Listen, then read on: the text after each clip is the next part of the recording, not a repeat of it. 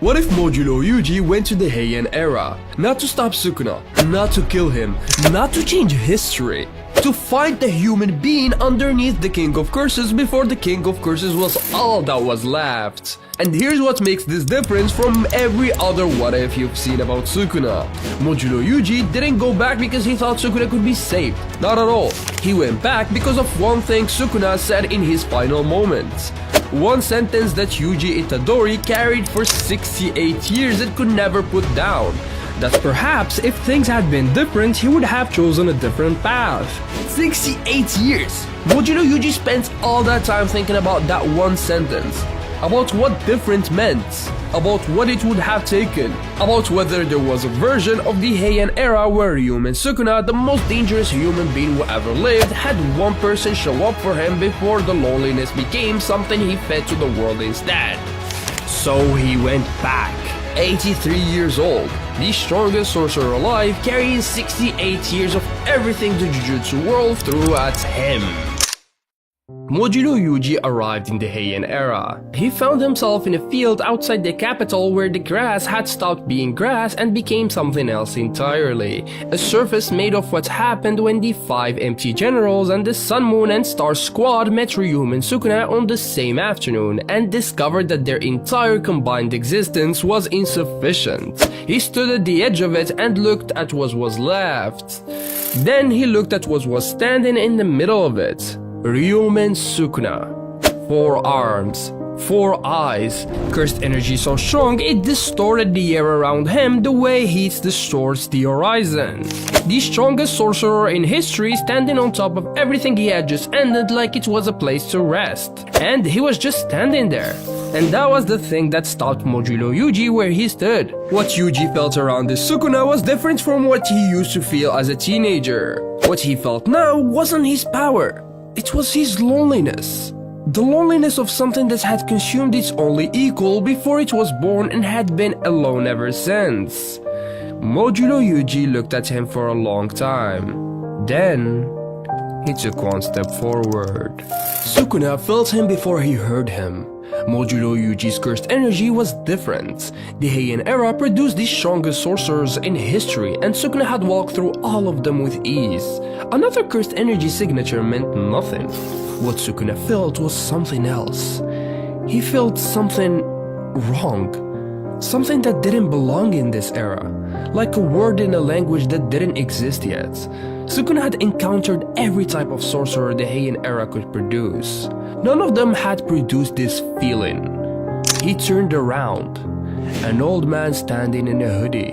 An odd piece of clothing for the Heian era. No clan markings, no weapon, no squad.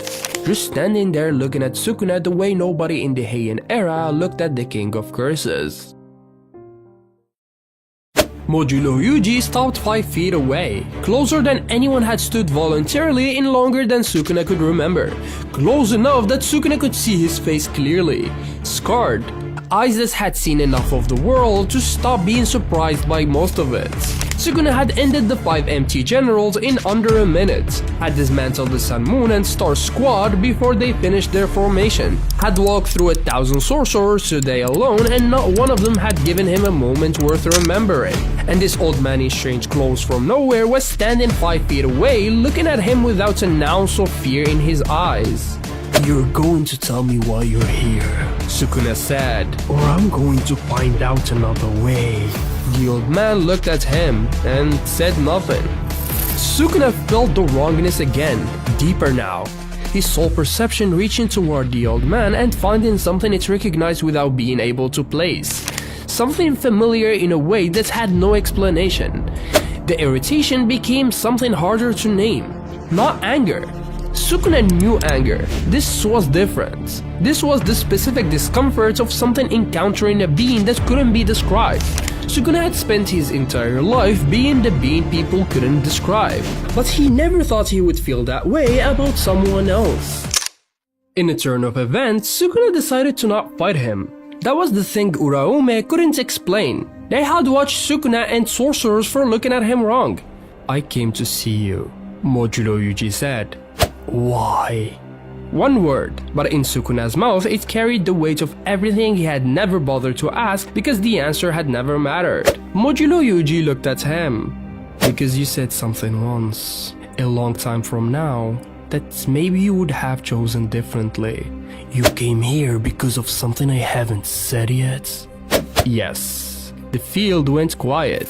Sukuna looked at the old man for a long time, the most dangerous human being alive, sitting with a question he didn't know what to do with. And if I don't say it, you will. Some things don't change. Kinjaku had been watching from the shadows the entire time. What we have to understand is that Kinjaku had spent longer than most dynasties had existed moving pieces across a board nobody could see, had planned for variables that hadn't manifested yet, had engineered outcomes across generations. Modulo Yuji was not a variable he had planned for, which made him the most dangerous thing in the Heian era. Not because of his technique or cursed energy, because of what he was doing to the one piece on the board that everything else depended on. Sukuna was supposed to become exactly what he became. The loneliness was supposed to make him an eternal monster. The cruelty was supposed to deepen. That trajectory produced 20 fingers. 20 fingers produced the culling game. The culling game produced everything Kinjaku had been building toward for 1,000 years. An old man sitting near Sukuna without conflict was a crack in that trajectory. So Kinjaku moved towards Sukuna.